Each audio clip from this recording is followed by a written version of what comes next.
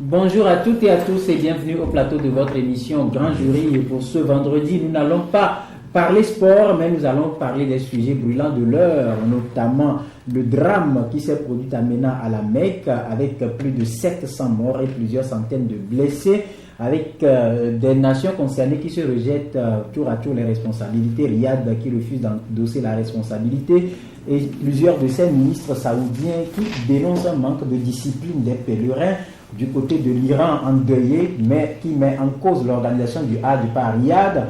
L'Égypte accuse l'Arabie Saoudite de manquements graves dans les mesures de sécurité prises par rapport au pèlerinage de ces dernières années. Et puis nous allons également aborder l'actualité au Burkina Faso avec les syndicats et leur grève d'exigence au gouvernement de la transition d'entériner la décision de dissolution du régiment de la sécurité présidentielle RSP. Michel Kafando, dans son discours à l'occasion de sa réinstallation, a indiqué se plier à la volonté du peuple. Nous allons, partant de là, parler du rôle déterminant joué par le Moro Naba, qui a réussi à faire entendre raison au RSP et à l'armée régulière. Il a donc sommé le RSP de déposer les armes et de regagner les casernes. Voilà donc les deux grands sujets autour desquels nous nous retrouvons ce matin autour du plateau de votre émission Grand Jury. Mais avant de retrouver nos invités, ils sont deux, je m'en vais déjà vous informer que déjà lundi, vous lirez dans les colonnes du journal Courrier de la République Les Misérables, une œuvre qui porte les griffes de Sir Adomayapor Alban de la Meunière, que je salue au passage avec toute sa famille, qui pose une équation que je vais vous donner le temps pour vous de réfléchir autour de cette équation. Le rendez-vous sera donc lundi pour avoir de plus amples explications. La durée d'une œuvre est égale à l'intemporalité moins le temps qui le sépare de l'inconnu plus l'infini.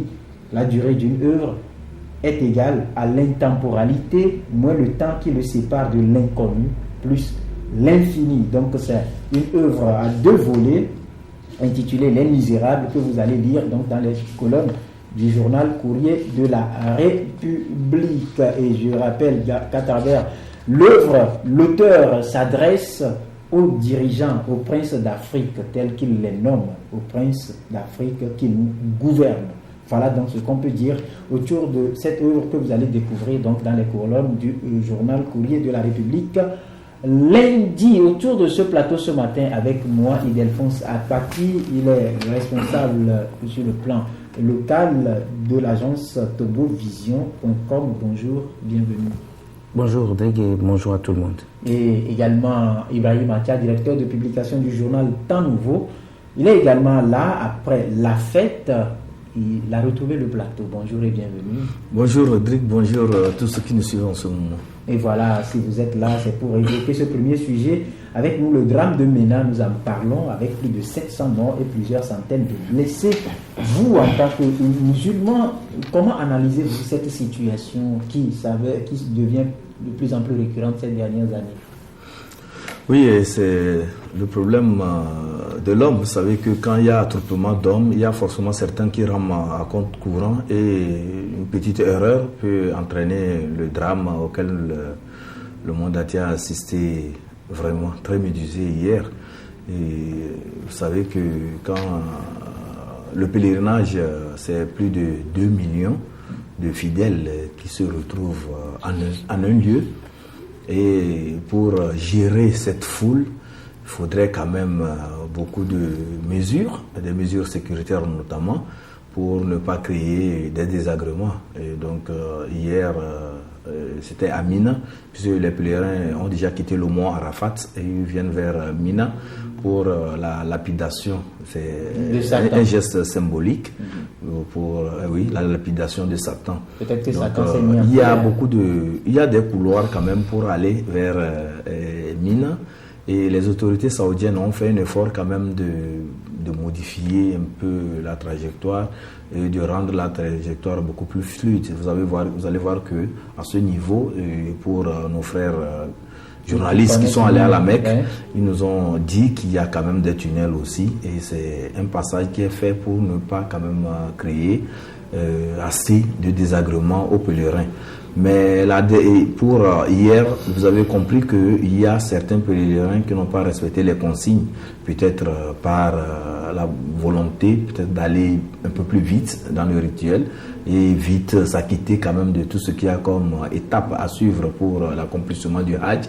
Donc certains ont pensé quand même aller plus vite et c'est fait qu'à un moment donné, il y a 2 groupes de pèlerins qui se sont retrouvés nez à nez et ça a entraîné des bousculades et c'est ça qui a créé ce drame. Et chaque année, c'est souvent les bousculades qui entraînent beaucoup de ces désagréments. Et comme vous le savez, le pèlerinage, il y a aussi des hommes pas très valides aussi qui sont là-bas, qui vont aussi avec des tricycles. Donc c'est tout un grand monde. Donc la moindre bousculade, vu aussi l'étroitesse du chemin quand même à emprunter, et le moindre bousculade peut entraîner tout ce qu'il y a comme désagréments. Et vraiment, ça nous a beaucoup attristés et en tant que musulmans, nous implorons la bénédiction d'Allah sur tous ceux qui sont morts lors de ce drame et demandons à Dieu de les accepter au paradis. Et pour les familles, implorer nos condoléances. Et pour toute la communauté musulmane, nous disons, et c'est ce que les alphas nous ont enseigné, Inna lillahi wa inna ilayhi raji'un, tout âme retournera au Seigneur.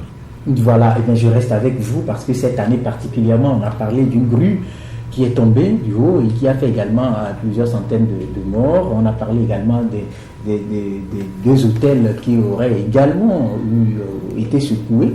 Il y a aussi, ça a provoqué aussi des décès. Est-ce que c'est une année particulière? Nous dirons tout simplement que concernant la grue dont vous venez de parler, c'était des travaux qui étaient engagés pour rendre dans le cadre du Hajj, pour rendre encore plus l'aménagement du site. Voilà, c'était pour rendre beaucoup plus performant l'organisation. Et c'est lors de cet aménagement que la grue est tombée et ça a créé aussi beaucoup de victimes. Bon, il faut préciser que il y a une période du Hajj et en dehors de cette période du Hajj qui se situe dans le mois de Zulhijja, c'est-à-dire que le 12e mois lunaire du calendrier musulman, et il y a le petit Hajj qui s'organise à tout moment, que les musulmans appellent Umrah. C'est-à-dire qu'à n'importe quel moment de l'année, vous pouvez aller visiter les lieux saints et faire le rituel du pèlerinage. On appelle ça le petit pèlerinage, la Umrah.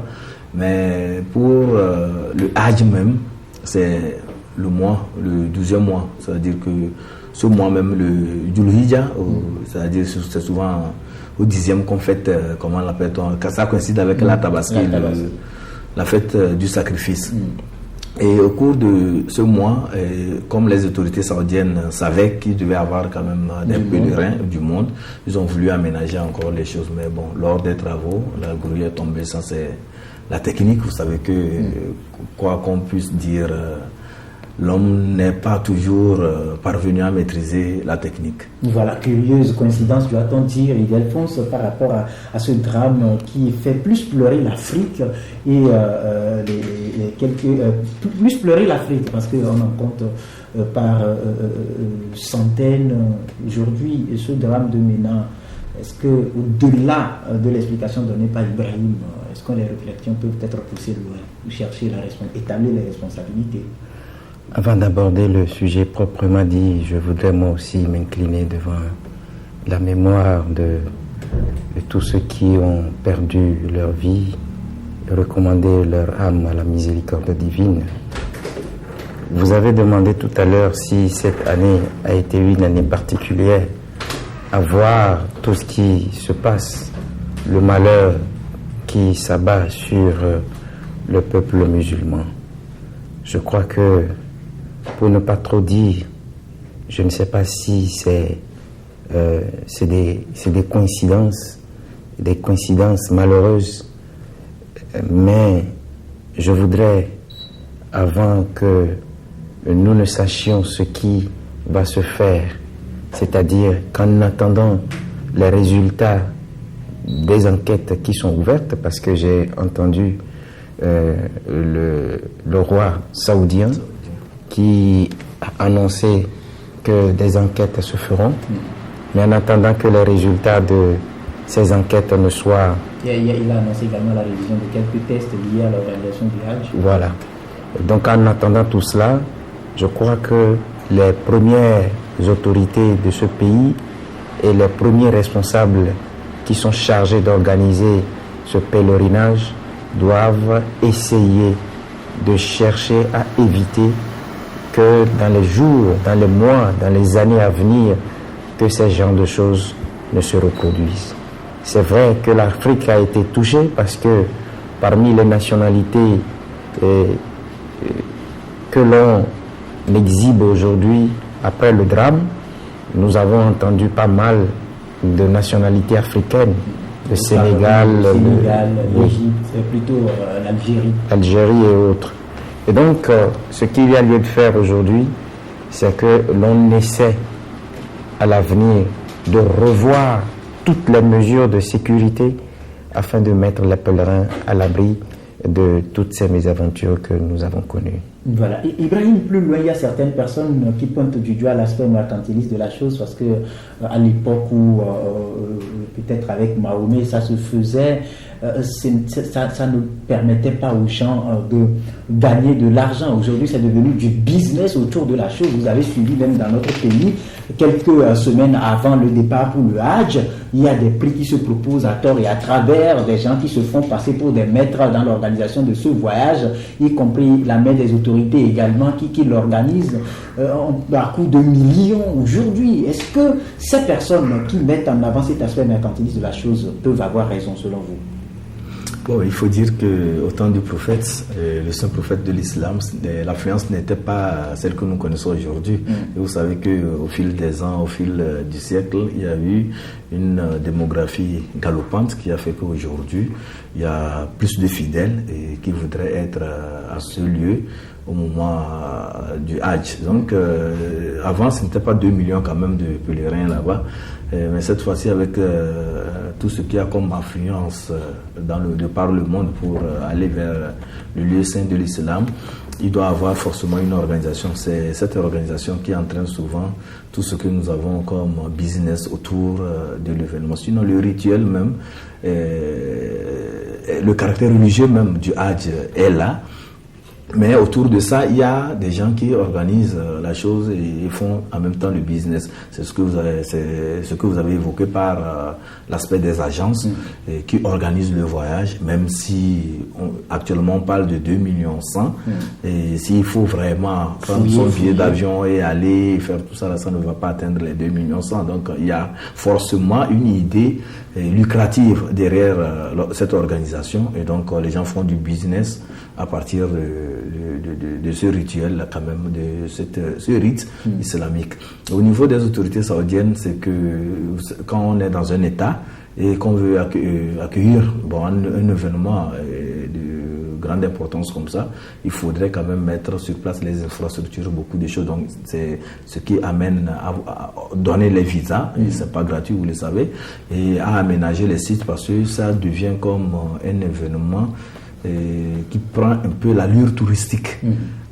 Donc ça s'organise aussi. Vous connaissez bien les hôtels, les restaurations, tout ce qu'il y a comme commodité pour rendre le Hajj beaucoup plus paisible à toute la population. C'est ce qui se passe aussi en Israël. Vous savez que dans le mois de mai, il y a aussi l'affluence des fidèles, des catholiques, pour reprendre le chemin quand même du Seigneur Jésus-Christ.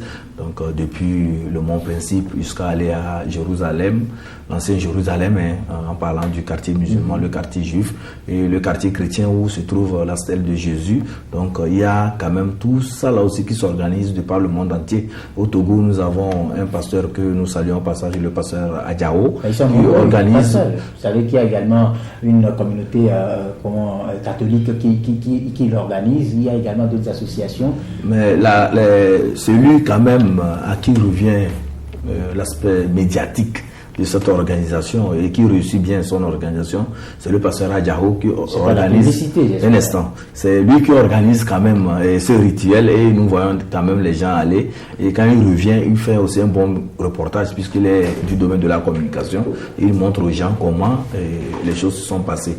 Donc ça s'organise, même l'État hébreu aussi fait des aménagements au niveau du quartier catholique à Jérusalem. Là-bas, j'ai appris qu'ils organisent ça, ils font des réhabilitations pour rendre le site beaucoup plus, en tout cas, commode et donner le sens même de la chrétienté au site. Donc, ça se fait, c'est une organisation au niveau étatique, puisque après tout, le site devient une propriété de l'État. L'État aussi doit tirer des bénéfices, des profits. Que ce soit des profits moraux ou financiers, c'est des profits qu'on tire quand même. Voilà. Oui, Delphine, sur cet aspect par rapport lié à l'argent, au côté gain de la chose, est-ce que ce n'est pas ça finalement qui amène des gens à négliger certains paramètres, à privilégier l'argent et mettre en danger la vie, en péril la vie des pèlerins?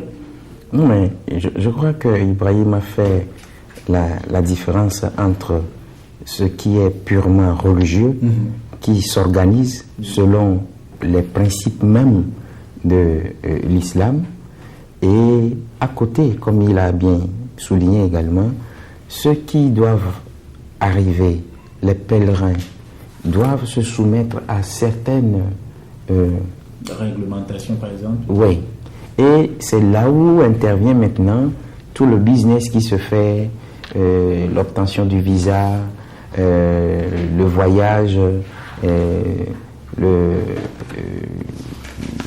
la location des hôtels, leurs prestations et tout ça. Moi, je crois que tout cela n'a rien à voir avec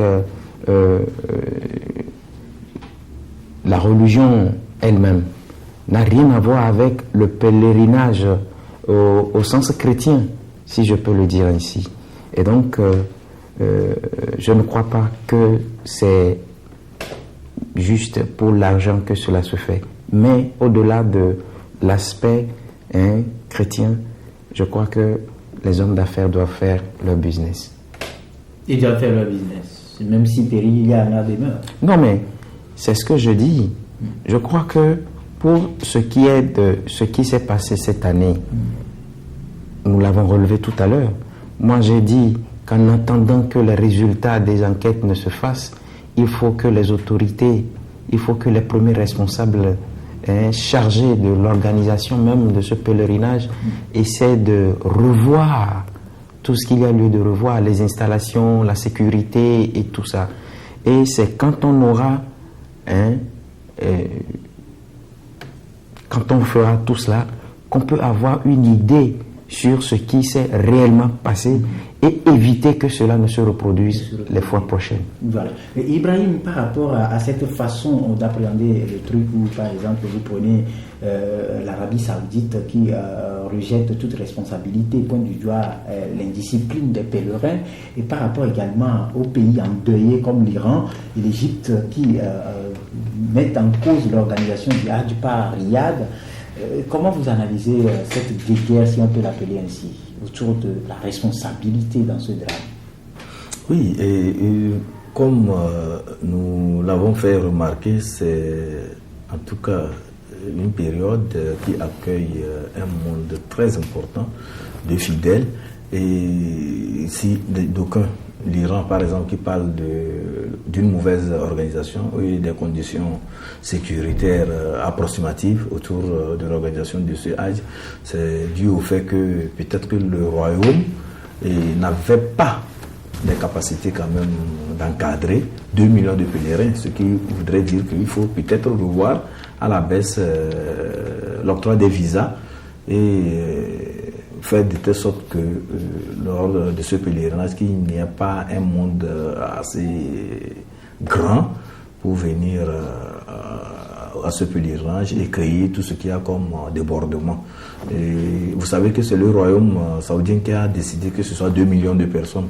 Et c'est par rapport au nombre qu'ils se disent capables de gérer au cours de cette période qu'ils octroient les visas en conséquence. Donc si avec tout ce que nous avons vu, tous les drames survenus, le royaume saoudien peut revoir à la baisse le nombre de pèlerins qu'il faut chaque année et faire en sorte que s'ils ont un monde un peu restreint, ils peuvent gérer ce monde et faire de telle sorte que l'on n'assiste plus à ces drames auxquels en tout cas le monde, toute la communauté musulmane a assisté. Est-ce que vous comprenez, par exemple, on va dire la colère de ces États endeuillés à l'endroit de l'Arabie Saoudite? La colère de ces États, je ne comprends pas, parce que jusqu'à preuve du contraire, les enquêtes n'ont pas relevé que cela a été planifié, et il y a eu un attentat et que les résultats ont situé les responsabilités. Et donc moi je ne vois pas pourquoi aujourd'hui les gens vont se fâcher. Seulement s'il y a des antécédents entre les États, ça peut se comprendre. Sinon, jusqu'à preuve du contraire, pour m'exprimer en long et en large sur ce sujet, je voudrais que les enquêtes qui sont ouvertes donnent leurs résultats pour qu'on sache ce qu'il y a lieu de faire. Très bien. Nous allons rapidement aborder le second sujet qui fait également si tu permets, c'est qu'on comprend aussi la colère de ces États, parce que perdre des compatriotes, ce n'est pas aussi facile quand même à accepter. Par centaines. Par centaines, vraiment. Il y a un journal qui nous informe que ça doit finalement 717 morts et 805 blessés. Oui, selon les résultats revus hier vers 17h.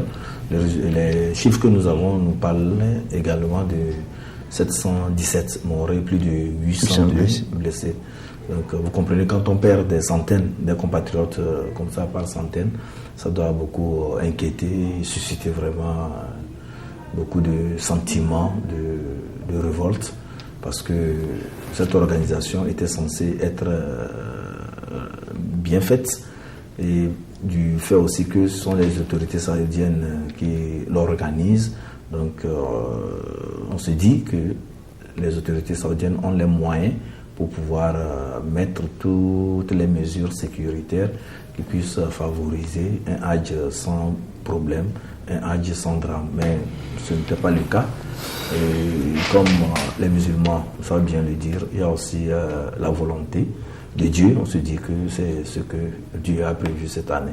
En tout cas, nous revenons une fois encore pour souhaiter prompt guérison aux blessés, également toutes nos condoléances aux familles éplorées et aux États touchés par ce drame. Je rappelle quand même qu'il y a des compatriotes qui ont également effectué le déplacement de la Mecque, et Dieu merci, il n'y a pas de mauvaises nouvelles venant de là. Nous allons rapidement au Burkina Faso. Il faut aussi souhaiter croiser les doigts, et surtout que les autorités togolaises qui organisent ce Hajj aussi prennent le courage de vérifier et de communiquer cela au peuple. Sinon, on nous laisse vraiment dans un désarroi, sans nouvelles. Vous savez que tout le monde est paniqué, et donc que les autorités fassent vite aussi pour donner des informations et situer le peuple togolais. Ça aussi, ça participe de la gestion d'un pays. Voilà, très bien. On vous a assez compris. Rapidement, nous allons, Ildefonse, au Burkina Faso, où la situation évolue très très rapidement. Michel Kafando établi dans son fauteuil présidentiel, ne serait-ce pas intérimaire, pour diriger le Comité national de la transition,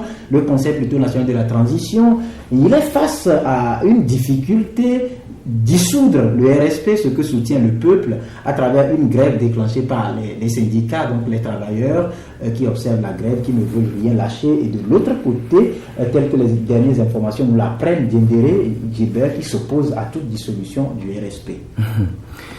Je crois que, avant que je n'aborde ce sujet du Burkina Faso, permettez-moi une fois encore de saluer le patriotisme, le courage de ce peuple. Saluer vraiment l'intégrité de ce peuple. Et les Burkinabés sont effectivement des hommes intègres. Et leur intégrité a été vue et saluée par tout le monde entier.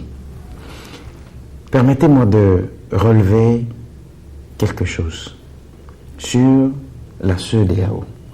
Aujourd'hui, quand Michel Kafando, comme vous l'avez dit tout à l'heure, s'est présenté, et que dans la reprise des travaux, il fait face à un dilemme, il faut relever que c'est la CEDEAO qui a amorcé un faux pas. Dès les premières minutes du putsch, je crois savoir que l'Union africaine a qualifié le putsch d'acte terroriste. Alors, dans le même temps, on ne peut pas comprendre que la CEDEAO, qui était accourue pour soutenir le peuple burkinabé, a, dans son évolution vers le règlement de cette crise, a commis un crime. Un crime? Le crime, c'est d'amnistier les putschistes. Vous savez que ce qui n'a pas été du tout du goût de la population burkinabé, parce que ce putsch qui a été perpétré a mis en veilleuse toutes les institutions du Burkina Faso, puisque aujourd'hui on le qualifie de coup d'État raté. Jusqu'à preuve du contraire, si ce régiment-là n'est pas dissous, ce régiment qui agit aujourd'hui, je le répète encore, comme une milice au sein d'une armée, si on n'arrive pas à dissoudre... C'est le régiment de la sécurité présidentielle. C'est une milice. Et aujourd'hui, regardez tous les consultants internationaux, écoutez un peu le peuple béninois, le peuple burkinabé, et vous comprendrez que, en réalité, ce régiment n'est pas au service du peuple burkinabé, mais au service d'un homme qui... Permettez, ce régiment avait déjà joué un rôle déterminant lors du soulèvement populaire qui a fini avec le départ de Blaise Compaoré. J'ai toujours dit ceci. Où se trouvait le général Dendéré et ses hommes quand Blaise Compaoré avait eu cette envie de modifier, de toiletter, de triturer la constitution du Burkina Faso pour s'offrir encore un quelconque mandat présidentiel. Et c'est la carte présidentielle. Mais où est-ce qu'il était? Parce que jusqu'à preuve du contraire, la constitution du Burkina Faso a été le fruit de tout un peuple. D'une volonté populaire.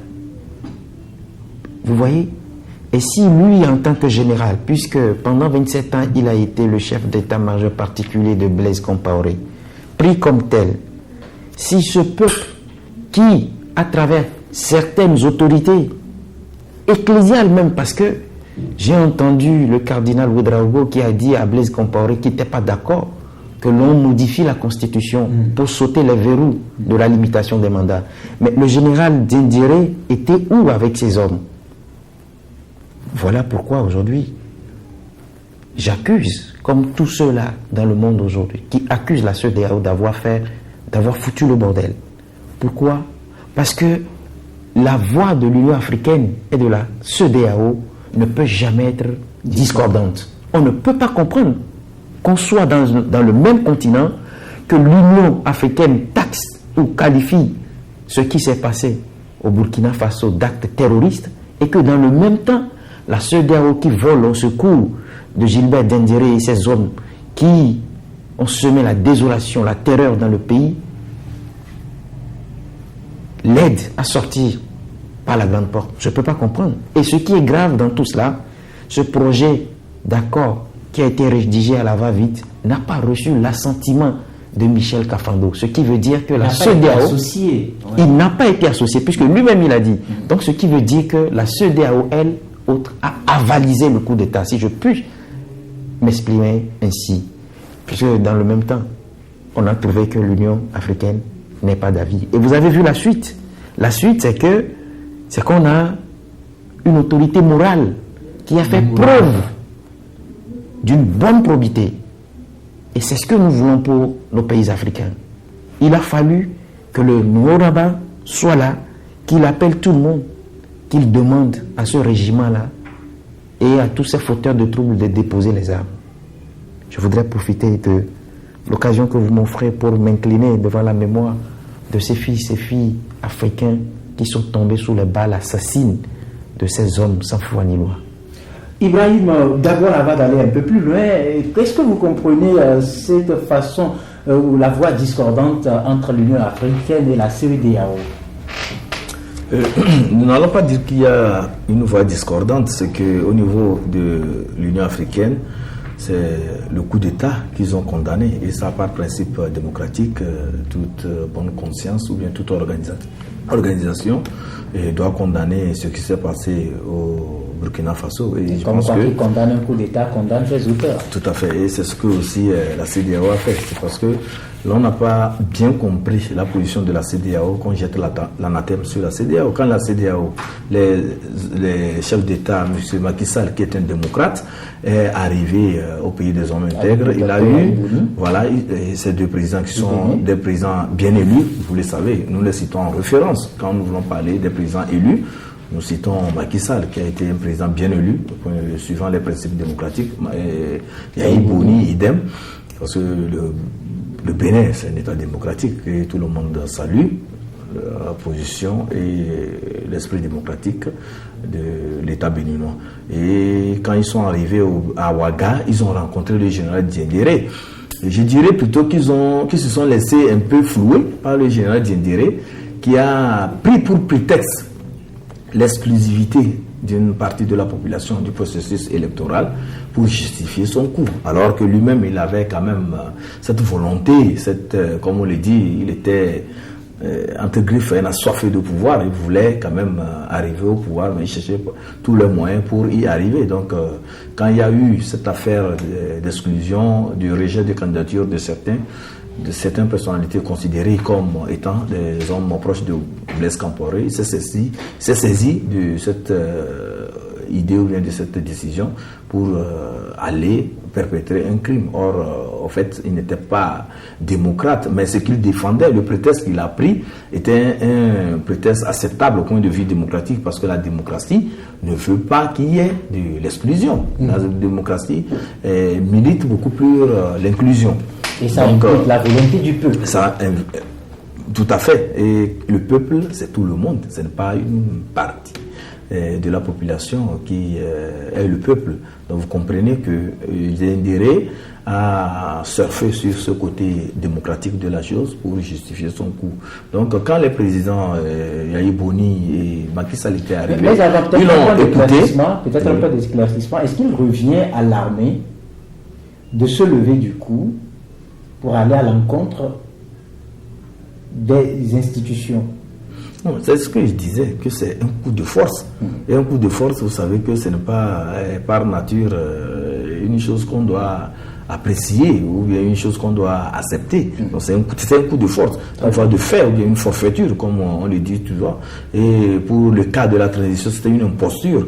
Et tout le monde a condamné cela. Mais seulement Diendéré, le prétexte qu'il a évoqué comme idée principale, c'était l'exclusion. Et en matière démocratique, c'est acceptable. L'exclusion des membres du parti Compaoré, ou bien le rejet de la candidature de sa femme. Bon, tout est compris, puisqu'il parle des gens qui sont proches de Blaise Compaoré, et c'est une personne qu'on accuse d'avoir été au laboratoire de la modification de la Constitution qui n'a pas quand même abouti.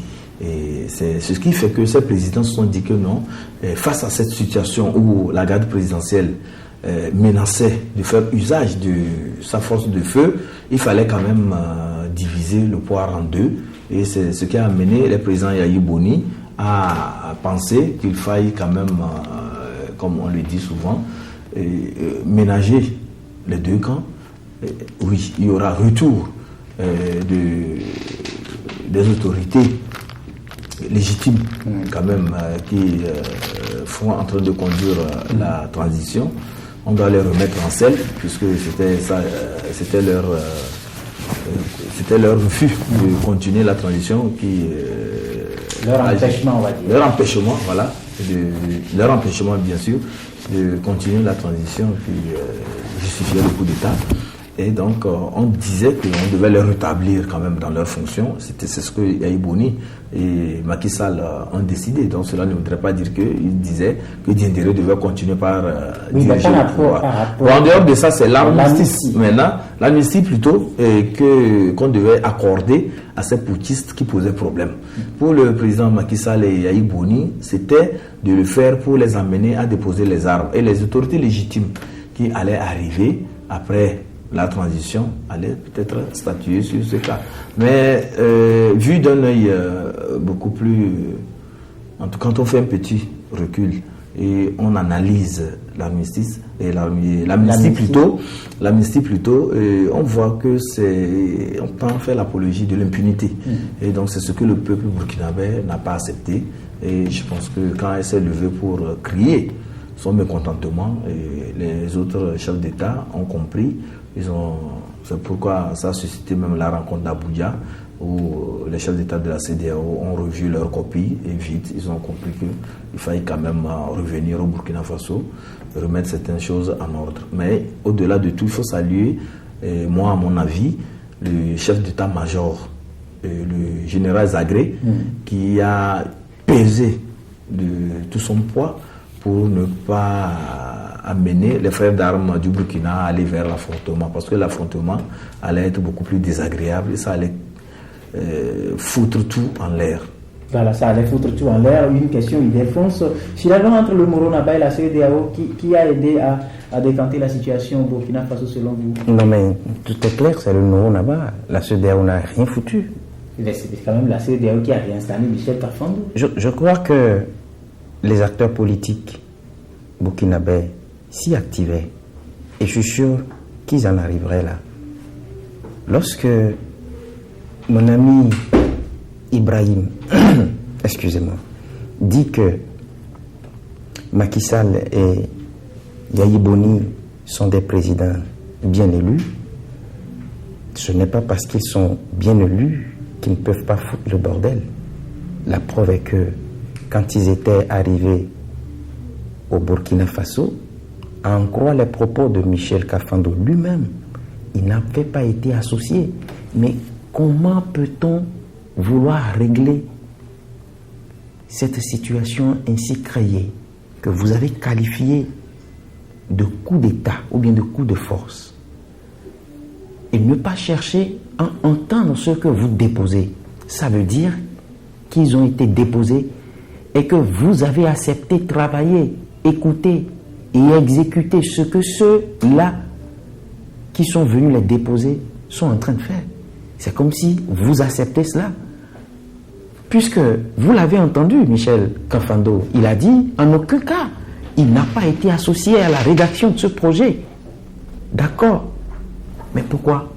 Pourquoi la CEDEAO doit-elle se prêter à ce jeu? Et puis, quand vous me dites que la CEDEAO a été laissée flouer par le général Gilbert Diendéré, je crois savoir que ces chefs d'État sont pour la plupart des diplomates. Je crois que des contacts ont été pris quand ils ont été mis au courant de ce coup-là. Et je crois qu'ils ont pu s'entretenir avec leurs conseillers politiques pour voir la démarche à entreprendre. Comment se laisser flouer par quelqu'un qui, au fait, vous avez qualifié d'assoiffé de pouvoir, mais qui n'est pas aussi plus assoiffé de pouvoir que quelqu'un qui a fait une centaine de morts avant de capter le pouvoir. Vous voyez? Et donc, au sein même de cette sous-région, vous allez voir que cette crise a montré les limites de la CEDEAO. Est-ce que vous avez eu des informations qui ont fait état de ce que les chefs d'État de la CEDEAO, pour la plupart, ne sont pas arrivés à s'entendre sur le minimum? Il y a beaucoup qui ont dit que la manière dont les choses ont été faites à la va-vite n'arrangeait pas. Avoir à côté la décision de l'UA. Je peux vous citer quelques phrases du commissaire de l'UA, celui de la commission paix-sécurité, qui disait, je le cite, « Je rappelle que la commission sécurité paix nous a demandé d'établir une liste de ceux qui ont été à l'origine de ce putsch et que s'ils ne répondent pas à l'appel, ils seront considérés comme des terroristes. » Et à côté, c'est la CEDEAO qui va négocier avec les terroristes. Vous voyez un peu la situation. Et aujourd'hui, mais n'eût été l'intervention du nouveau Naba. Puisque quand les présidents de la CEDEAO étaient arrivés, ils ont discuté avec Diendéré et ses hommes, ils n'ont pas déposé les armes. Je réponds à ta question. Est-ce qu'ils ont déposé les armes? Il y a un bras de fer qui s'annonçait. Et il a fallu que dans l'après-midi, que tous se retrouvent chez le nouveau Naba et en tant comme autorité morale, de bonne probité, de bonne moralité, il a essayé de mettre tout le monde à l'aise. Mais pour ce qui me concerne, moi, j'aurais préféré que ces hommes-là, ces gens-là, qui ont semé la désolation au Burkina Faso, soient arrêtés et traduits devant les juridictions pour servir de leçon à tous ces hommes de la Grande Muette qui foutent le bordel un peu partout en Afrique. Regardez un peu ce que les armées font en Afrique. Regardez un peu ce que sont devenues les armées en Afrique. Les armées à côté des armées. Les armées dans l'armée. Et c'est ce qui fait aujourd'hui que dans une armée, avoir une garnison et la spécifier comme étant rapprochée d'une autorité, qu'est-ce qu'on peut avoir comme résultat? C'est ce que Diendéré a fait.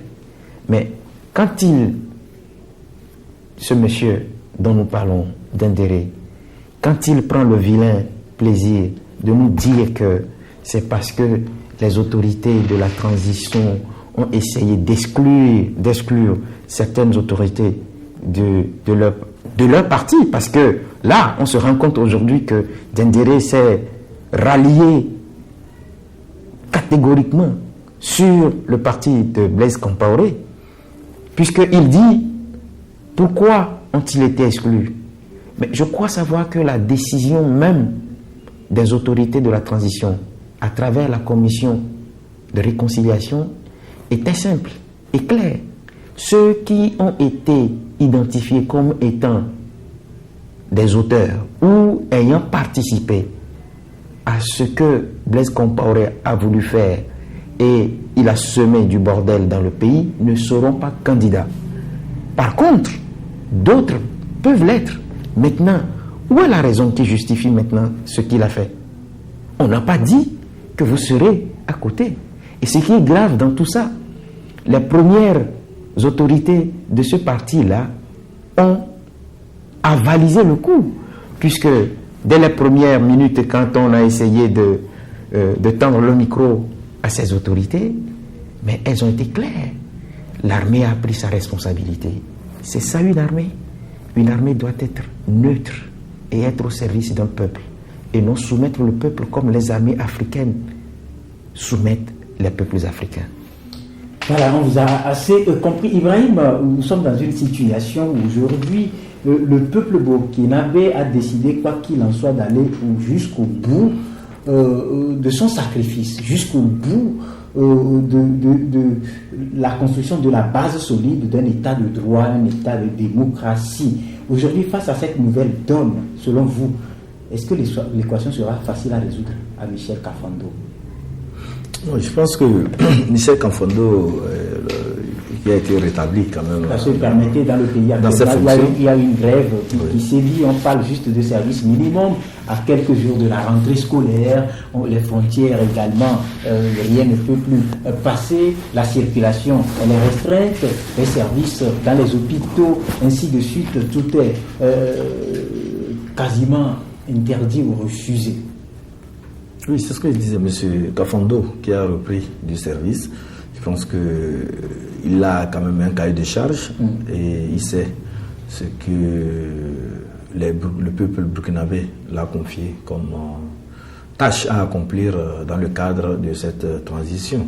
Donc, ce qui s'est passé la dernière fois, c'est vrai que c'est un événement très malheureux et le peuple burkinabé saura quand même aller au-delà de cet événement pour maintenir la flamme quand même de la démocratie et continuer par faire en sorte que le Burkina qui donne de bons exemples quand même aux autres pays de l'Afrique, continue par impacter véritablement sur la vie politique et démocratique en Afrique. Et il faut dire que mon confrère Ildefonse a félicité le Moro Naba, qui est une autorité morale et d'une grande probité. Et il a démontré encore tout récemment, avec l'accord qu'il a pu arracher aux différents entre deux frères d'armes. Oui, et il a pu quand même arracher un accord entre ces frères d'armes qui avaient voulu aller vers la contestation. Et pourquoi? Pour une bêtise humaine, pour des intérêts particuliers d'une catégorie de citoyens. Vous voyez qu'ils ont su aller au-delà, ils ont pris un esprit républicain, et c'est ce que nous avons demandé quand même à tous les acteurs politiques, que ce soit sur le continent, à un moment donné, de savoir faire des options qui vont dans le sens de l'intérêt général. Et Moro Naba, je dirais que le Burkina a quand même cette chance d'avoir une grande autorité morale qui s'illustre positivement et très bien sur le terrain. Vous avez vu quand les officiers sont arrivés là-bas, ils étaient face au Moro Naba qui était inébranlable, serein, et qui parlait, qui n'avait pas peur des galons et de la force de feu de ces officiers qui sont allés là-bas. Et je me demande si c'était dans un autre pays, quand un officier arrive, mais le chef traditionnel même court et va chercher même certaines fois même sa chaise, ou bien disons son fauteuil même de royauté pour remettre à l'autre qui est arrivé. C'est pour dire que nous avons des chefferons et dans certains pays. Oui, je dis des chefferons parce qu'ils ne se respectent pas. Si les gens se respectaient, je pense qu'ils devaient donner un caractère beaucoup plus respectueux à leur trône. Ça ne devait pas être des trônes négociés dans les couloirs des ministères. Ça doit être plutôt des trônes mérités et des trônes qui est quand même c'est un ordre de succession. C'est un ordre de succession établi depuis des générations. Et on ne va pas se lever du jour au matin et dire que parce que nous parlons bien de telle personne ou bien de tel acteur politique, il faut vraiment nous installer, nous allons défendre vos intérêts. C'est ce que nous remarquons dans certaines contrées et malheureusement, cela n'amène pas quand même à amener ces autorités qu'on dit détenteurs de nos us coutumes de pouvoir jouer pleinement leur rôle et de faire avancer la communauté. Pour revenir au cas d'Indéré du Burkina, il faut dire qu'il faudrait quand même que le peuple burkinabé ne mette pas trop la passion devant. Il faudrait revenir gérer. Vous y sentez la passion? Je vois la passion. Dans quel sens? Surtout qu'on exige, et en même temps, de ceux qui venaient de déposer des armes, qu'ils soient dissous. Vous comprenez que c'est la chasse. Prise en amont. C'est la chasse aux sorcières. C'est la chasse aux sorcières. Il faut vraiment aller avec tact. Je pense qu'on leur a dit de déposer les armes. L'unité est là. Après les élections, lorsque les autorités légitimes, établies issues d'une volonté populaire, seront à la tête de ce gouvernement, du pays plutôt, ils pourront prendre des dispositions qui s'imposent. Et je pense que ces dispositions et ces décisions seront couvertes d'un sceau beaucoup plus légitime pour pouvoir prendre des décisions qu'il faut. Non, mais moi je ne suis pas d'accord avec toi.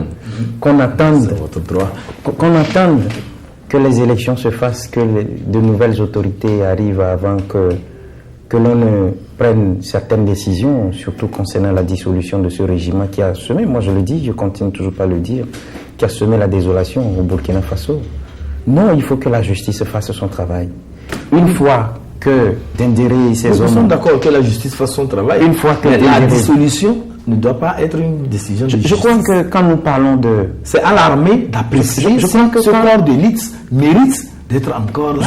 Je crois que... C'est à l'armée, puisque c'est comment l'appelle-t-on là, pas une décision, mais c'est l'armée burkinabé qui a réfléchi, qui s'est dit qu'il faut quand même cette subdivision de garnison. Donc si ce garnison n'est plus nécessaire, si l'état-major des armées du Burkina juge que ce garnison n'est plus nécessaire, je pense que c'est à l'état-major de prendre cette décision. Non, mais il faut éviter quand même le schéma.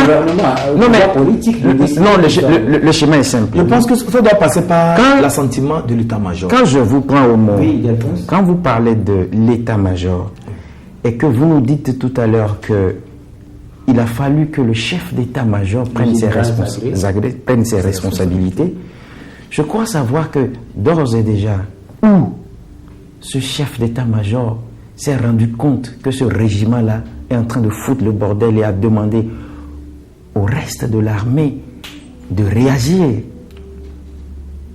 d'une façon républicaine, je crois qu'il faut prendre une décision pour dissoudre ce régiment-là. Dissoudre ce régiment ne veut pas dire qu'on met les gens au chômage. Qu'on mette les gens au chômage. Je crois que la question avait été posée entre-temps où il faut les éparpiller dans les autres unités. C'est tout. Pour ne plus leur donner cette force-là. Donc, attendre. Qu'est-ce qui nous prouve que demain, après les élections, si ce régiment-là restait encore intact, qu'il ne peut pas agir comme il a agi tout à l'heure? Non, nous parlons aussi dans le cadre démocratique de la continuité de l'État. Les hommes passent, mais les institutions restent. Et donc, moi, à mon avis, il fallait quand même seulement, il fallait peut-être procéder à un remplacement au niveau de...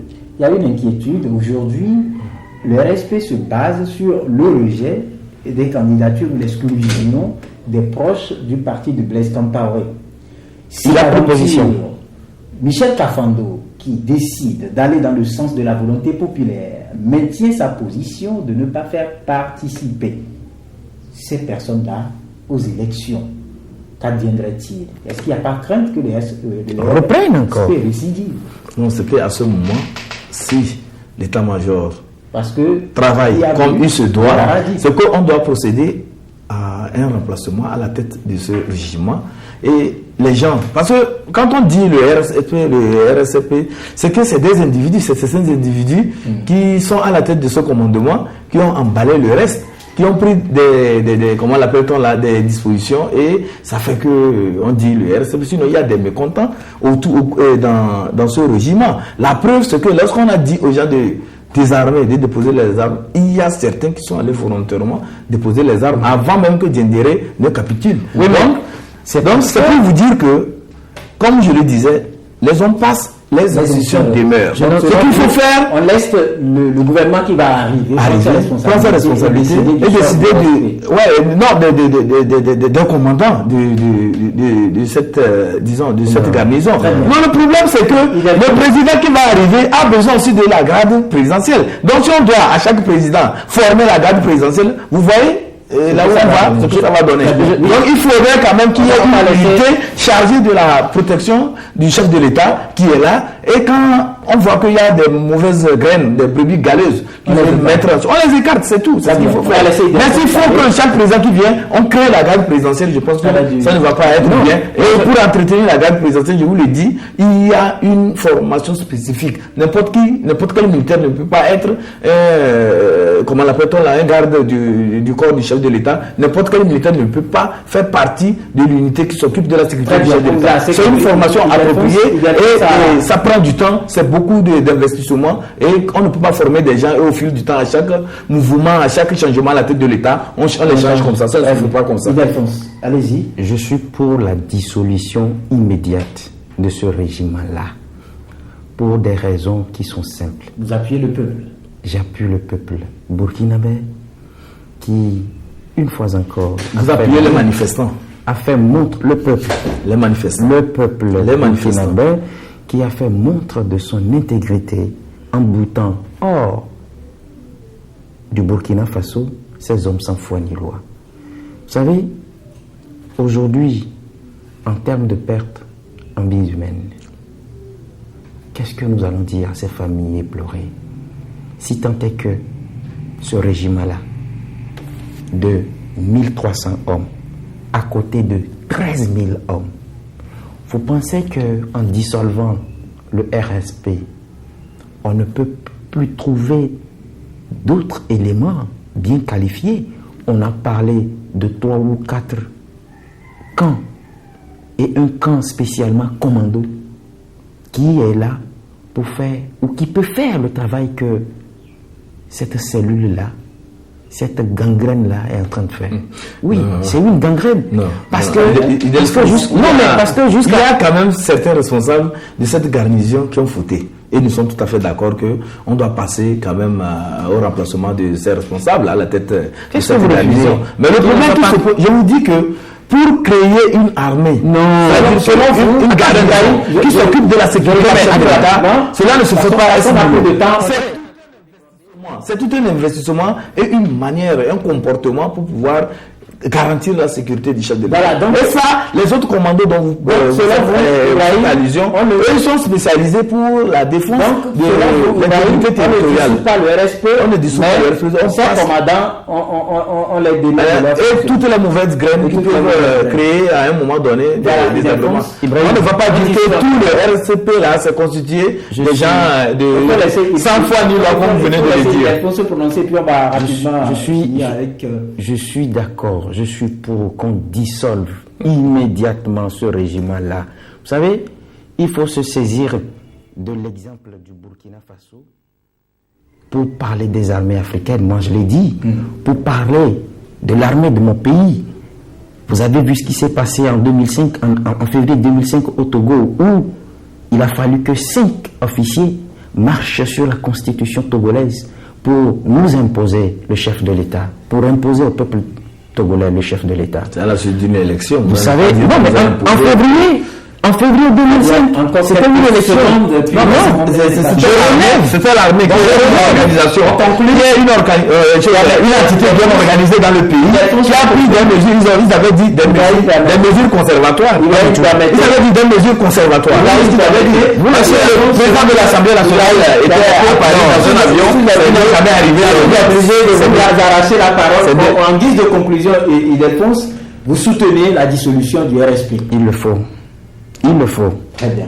Et Ibrahim, selon lui, on enlève les mauvaises graines, on maintient l'unité sur place. Parce qu'on a besoin toujours d'une garde présidentielle. Ce sera un autre débat parce que d'aucuns se posent une autre question. Doit-on consacrer une armée à la protection d'un individu ou d'un peuple ou d'une institution? En tout cas, c'est une question qui reste posée. On y reviendra. Ce sera tout pour notre entrevue de ce vendredi dans le cadre de votre émission Grand Jury. Merci donc à vous toutes et à vous tous qui nous avez suivis.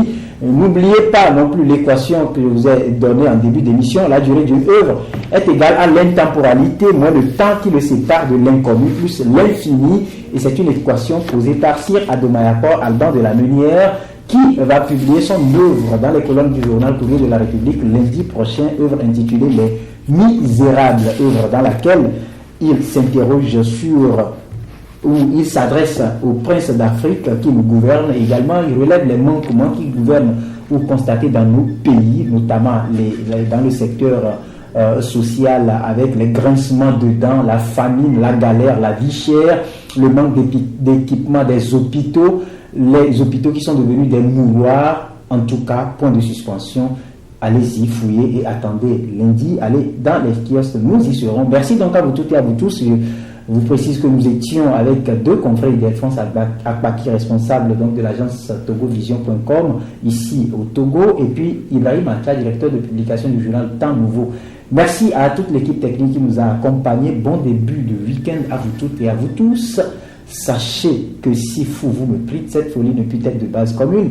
Mais si fou aliéné vous me prîtes, ce me semble honneur fait à ma résidence de fou pensant. Au revoir.